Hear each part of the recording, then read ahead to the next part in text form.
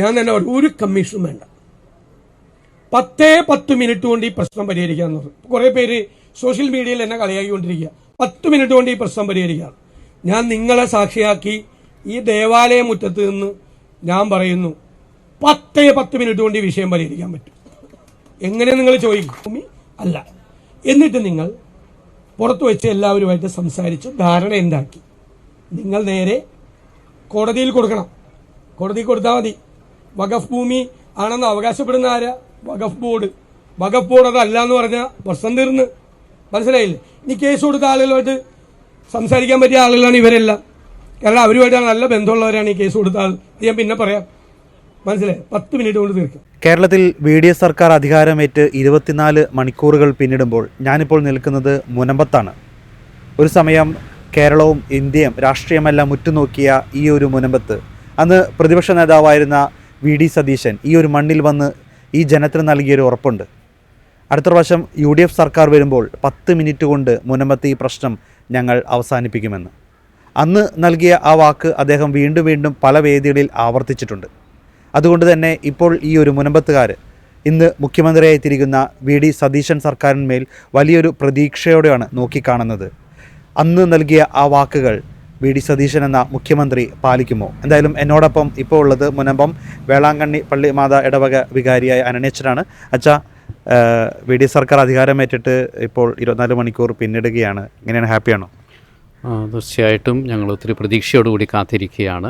2024 ക്രിസ്മസിൻ്റെ അന്ന് ഇവിടെ വന്ന് ഞങ്ങളോട് ക്രിസ്മസ് കേക്ക് പങ്കുവയ്ക്കുകയും അതോടൊപ്പം തന്നെ ഈ പ്രശ്നം തീർച്ചയായിട്ടും പരിഹരിക്കും, 10 മിനിറ്റ് കൊണ്ട് തീർക്കാനുള്ള ഒരു പ്രശ്നമേ ഉള്ളൂ എന്നന്ന് വീണ്ടും പ്രഖ്യാപിക്കുകയും ചെയ്ത് അദ്ദേഹം ഇന്ന് കേരളത്തിൻ്റെ മുഖ്യമന്ത്രി ആയിരിക്കുകയാണ്. അപ്പോൾ ഈ കഴിഞ്ഞ ദിവസങ്ങളിലും ഞങ്ങളുടെ കുടുംബ യൂണിറ്റുകളുണ്ടായിരുന്നു. കുടുംബ യൂണിറ്റുകളിൽ എല്ലാവരും പ്രതീക്ഷിച്ചിരിക്കുകയാണ്.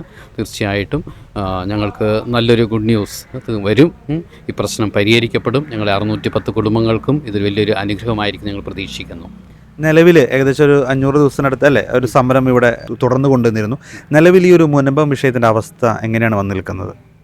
അവസാനമായിട്ട് നമ്മൾ LDF സർക്കാർ ഞങ്ങൾക്ക് എല്ലാ റവന്യൂ അവകാശങ്ങളും പുനഃസ്ഥാപിക്കാമെന്ന് 2 മന്ത്രിമാർ ഞങ്ങൾക്ക് വന്ന് വാക്ക് നൽകുകയും അതോടൊപ്പം തന്നെ ഞങ്ങളതോട് സഹകരിച്ച് ഞങ്ങളുടെ ഉപവാസ സമരം ഞങ്ങൾ നിർത്തിവയ്ക്കുകയും ചെയ്തു. എന്നാൽ അതിനുശേഷം വീണ്ടും കോടതി കേസുകൾ വന്നു.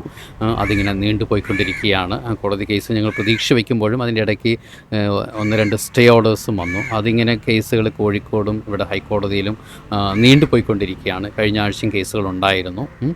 ഏതായാലും അതൊരു സൈഡ് പോകുന്ന ഈ ഒരു അവസരത്തിൽ തീർച്ചയായിട്ടും ഈ രാഷ്ട്രീയ ഇടപാടിൽ അതെങ്കിൽ ഭരണ ഇടപാടുകൾ ഉണ്ടാകുമ്പോൾ തീർച്ചയായിട്ടും ഈ ഒരു പ്രശ്നം പരിഹരിക്കപ്പെടുമെന്നാണ് ഞങ്ങൾ പ്രതീക്ഷിക്കുന്നത്.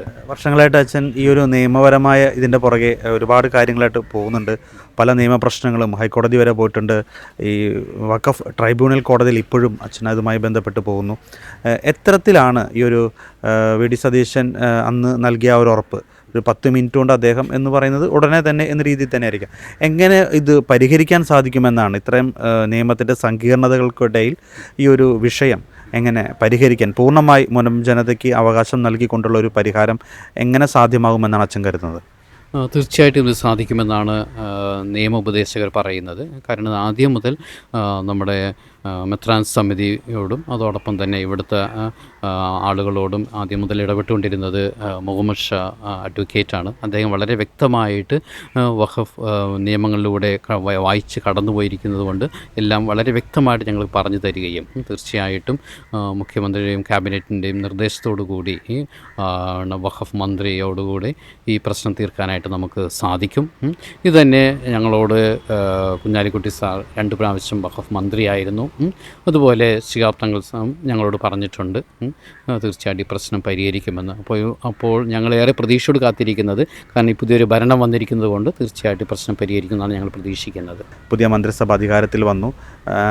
ഈ ഒരു കാര്യത്തിൽ സർക്കാരിനെ അല്ലെങ്കിൽ മുഖ്യമന്ത്രിയെ കാണാൻ ഉദ്ദേശിക്കുന്നുണ്ടോ? തീർച്ചയായിട്ടും കാണാൻ ഉദ്ദേശിക്കുന്നുണ്ട്. അതിന് ഇലക്ഷന് മുമ്പ് തന്നെ ആണെങ്കിലും 2 പ്രാവശ്യം ഞാൻ കണ്ടിരുന്നു. അപ്പോഴൊക്കെ എൻ്റെ അടുത്ത് വീണ്ടും ഈ വാക്കുകൾ തന്നെ ആവർത്തിച്ചിരുന്നു. അതെങ്കിൽ 10 മിനിറ്റിൽ ഞാനായി കഴിയുമ്പോൾ ഈ പ്രശ്നം പരിഹരിക്കുമെന്നാണ് പറഞ്ഞിരുന്നത്. അപ്പോൾ അതുകൊണ്ട് വീണ്ടും ഞങ്ങൾ ഈ മാസം അവസാനം അദ്ദേഹത്തെ കണ്ട് സംസാരിക്കുകയും പ്രശ്നം ഉടനെ പരിഹരിക്കാനുള്ള വഴികൾ അന്വേഷിക്കുകയും ചെയ്യുന്നുണ്ട്. 100% പ്രതീക്ഷയിലാണോ ഇവിടുത്തെ ജനങ്ങളടക്കം?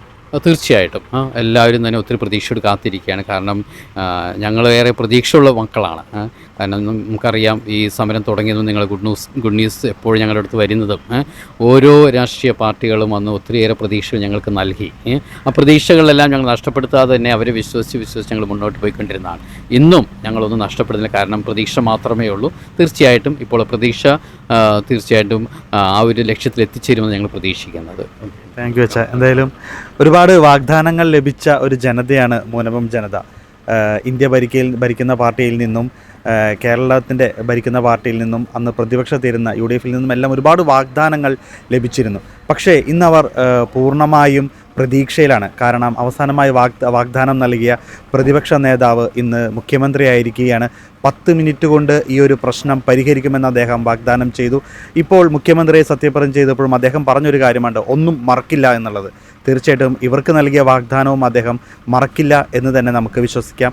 ഈ മുനമ്പത്തുകാർക്ക് ഉടനെ അവർക്ക് ശാശ്വതമായ ഒരു പരിഹാരം ഈ ഒരു മുനമ്പം ജനതയ്ക്ക് ലഭിക്കട്ടെ. അവരുടെ മുഖത്ത് പുഞ്ചിരി വിടരട്ടെ എന്ന് നമുക്ക് ആശംസിക്കാം.